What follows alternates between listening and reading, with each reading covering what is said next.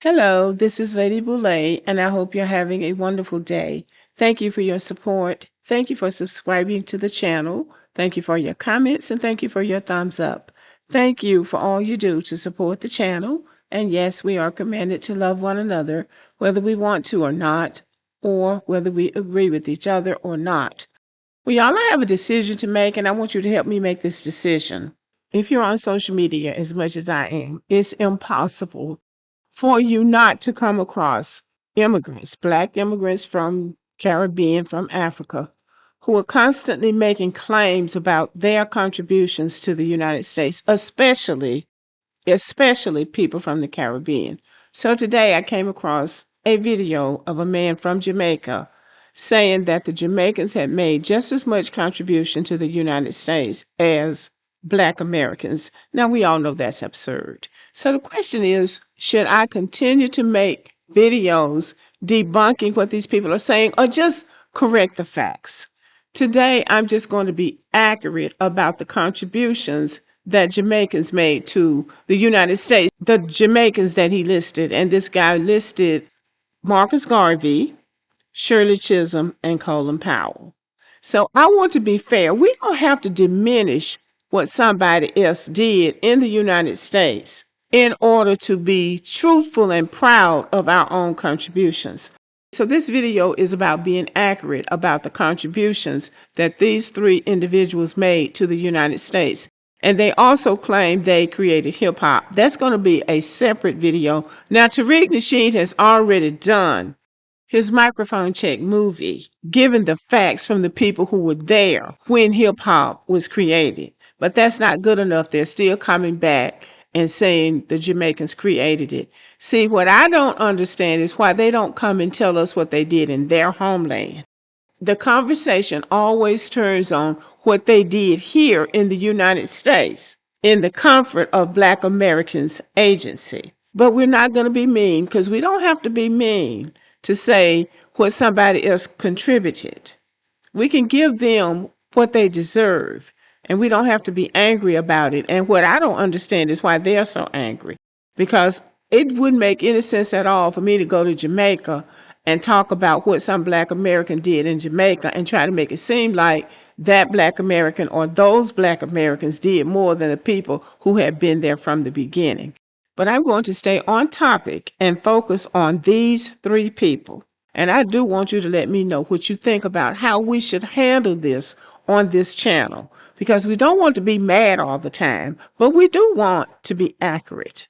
So let's walk through what these individuals actually contributed and what they didn't, using facts, not feelings.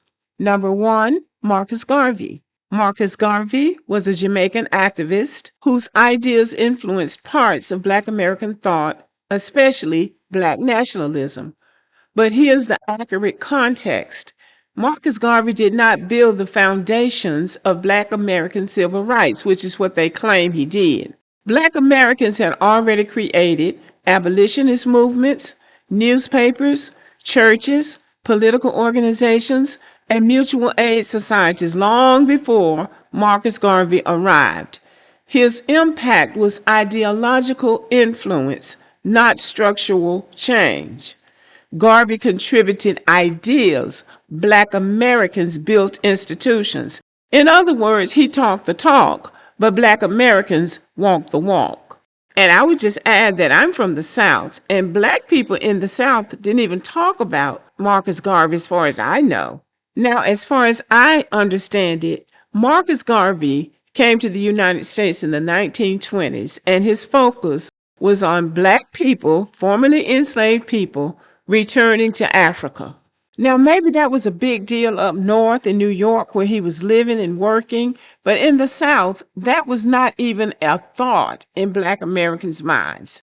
Black Americans in the 1920s were building institutions. We were building communities, churches, institutions of higher learning. We were building banks and other entrepreneurial enterprises. We were building to live in the United States of America, not going back to Africa.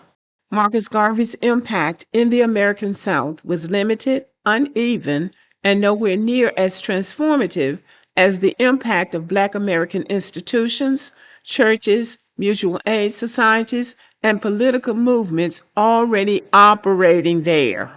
I'm not trying to diminish the fact that Marcus Garvey came to the United States and inspired some people, but his impact was not nationwide. And not one Black American is recorded as having returned to Africa because of him. Number 2 is Shirley Chisholm. Shirley Chisholm was the first Black woman elected to Congress, an important milestone. But let's be precise. She was not the first Black person in Congress. That was Hiram Revels, a Black American in 1870, and these Black American men from 1870 to 1871. Her work was meaningful, but it didn't reshape the nation the way Reconstruction era Black Americans did. Her achievement stands, but it doesn't replace the century of Black American political leadership that came before her. She was the first woman. There were a number of Black men in Congress before she came. Yes, it was wonderful to have a Black woman so articulate and speaking with so much clarity about the issues of her people in Brooklyn. But it didn't reshape our country. It didn't really do anything at the end of the day, but name her as the first Black woman to be elected to Congress. And I think she had some type of a symbolic presidential campaign. That's it. Number 3 is Colin Powell. Colin Powell had a distinguished military and political career, but his rise did not happen in isolation. Black American soldiers fought in every U.S. war. Before Colin Powell, we had already had our Black revolutionaries. We had already had the enslaved people that fought in the Civil War, including the 54th Infantry of Massachusetts. We'd already had the Buffalo Soldiers. We had already had the Tuskegee Airmen. We had already had the Harlem Hellfighters. We had already had Black generals in the United States military before Colin Powell even got to the United States. Black American activism forced open the military and the federal government. Black American civil rights created the legal and political pathways Colin Powell walked into. He succeeded because Black Americans had already broken the barriers.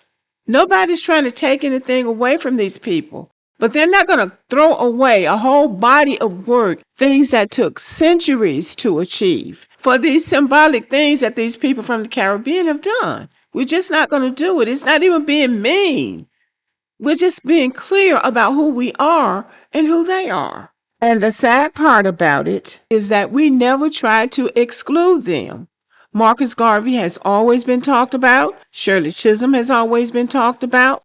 Colin Powell has always been talked about. We never tried to exclude them. We tried to do this with class. We tried to do this with compassion. We tried to do this with respect. But that's not what they wanted. They want to shine above the people who really did the work. And that's what we cannot allow to happen. So when we talk about contributions, let's be accurate.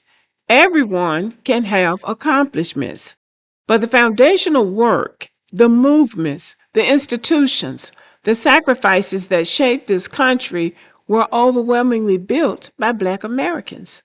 That's not competition. That's history. And I shouldn't have to say this, and I honestly am not trying to be mean or confrontational. But if you really knew how to build and you wanted credit for it, you should have done it in your homeland. Okay, y'all, thank you for listening. Let me know what you think about this video. Give me a thumbs up, keep warm, and have a great evening.